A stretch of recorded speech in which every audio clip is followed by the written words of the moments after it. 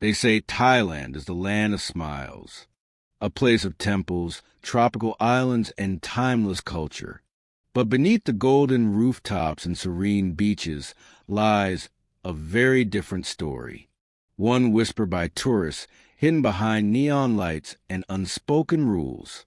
Why does Thailand attract millions of tourists every year, not just for food, sun, and adventure, but for something else entirely? This is not just a travel story. It's a deep dive into one of the most controversial, misunderstood, and complicated sides of Thailand's tourism industry. Today on Truth and Travels, we explore the real reasons so many keep coming back to Thailand. And it's not just the pad Thai. Thailand welcomes over 30 million tourists every year. From backpackers to billionaires, people from all walks of life are drawn to its beauty. But for a certain type of traveler, the draw is something less talked about. Walk down the streets of Bangkok, Soi Cowboy, or Nana Plaza, and you'll find entire districts lit in red, bars overflowing with tourists, many of whom are not just there for the drinks.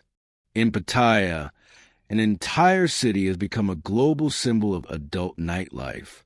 Here, the boundaries between entertainment and intimacy blur in ways that make visitors ask, is this legal? Is this safe? And why is it so normalized? But before we judge, we need to understand the roots. The story begins decades ago. In the 1960s and 70s, during the Vietnam War, American soldiers on leave came to Thailand for rest and relaxation. This sparked a booming nightlife industry catering to foreign men. What started as wartime entertainment quickly grew into an economy of its own. Over the years, cities like Pattaya and parts of Bangkok became known as places where men could find not just a drink, but company. Temporary, transactional, but still company. Today, it is estimated that over 100,000 women and transgender workers are involved in Thailand's informal adult industry. And although prostitution is technically illegal in Thailand, enforcement is inconsistent.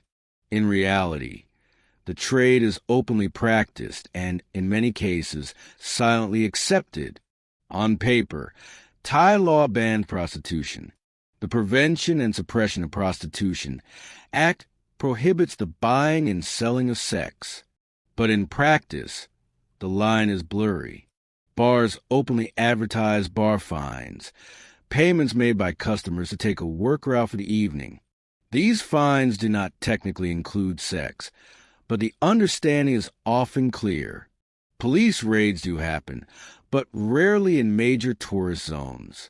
There's a quiet, uneasy tolerance that allows the industry to thrive, so long as it does not make too much noise. For many tourists, this ambiguity adds to the appeal. It feels like freedom. But for the people who work in this world, the reality is often much more complicated. Not everyone in Thailand's nightlife industry is there by choice. Many come from poor provinces in the north or northeast. With limited education and few job opportunities, nightlife becomes one of the few ways to earn a living wage, especially if they are supporting families back home. Some see it as survival, others see it as empowerment. But for most, it is a mix of both. It's easy to create a stereotype, but behind each smile is a story. Some women hope to meet a foreign husband. Some dream of opening a shop. Some simply want to escape poverty. And then there is the growing presence of transgender women, referred to locally as lady boys.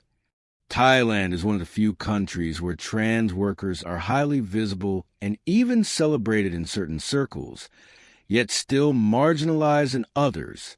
The other side of the story is the men. Why do they come? For some, it's loneliness. For others, it's about power.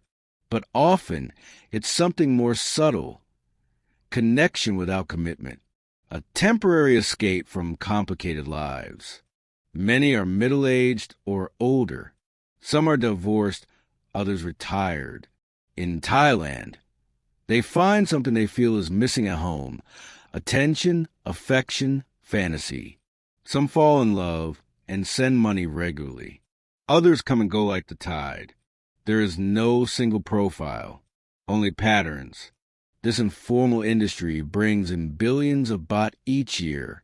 Bars, clubs, hotels, taxis, even restaurants benefit from the flow of money tied to this nightlife. In cities like Pattaya, the entire economy would likely collapse without it. Yet, the government rarely acknowledges it directly. Official tourism campaigns focus on temples and beaches, not red lights and bar girls. It's a national paradox. What draws millions is the very thing no one officially promotes. Thailand is changing. Younger generations are speaking up. Some advocate for legalizing and regulating the adult industry to protect workers.